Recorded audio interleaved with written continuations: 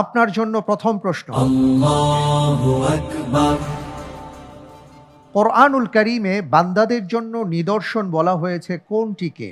এ খেজুর বাগান, বি শস্য ক্ষেত, সি আঙ্গুর বাগান, ডি মৃত জমিন।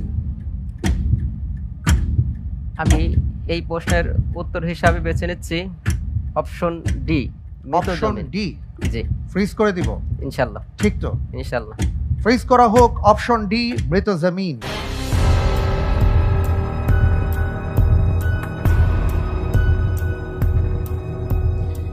আপনি বলছেন কোরআনুল কারীমে বান্দাদের জন্য নিদর্শন হিসাবে আল্লাহ তাআলা মৃত জমিনের কথা উল্লেখ করেছেন।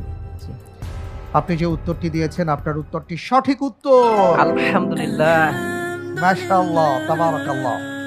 আল্লাহ সুবহানাহু ওয়া তাআলা সূরা ইয়াসিনের 33 নম্বর আয়াতে ইরশাদ করেছেন, ওয়া আয়াতুল লাহুমুল আরদুল মাইতাহ আহইয়াইনাহা ওয়া আখরাজনা মিনহা হাব্বান ফামিনহু ইয়াকুলুন।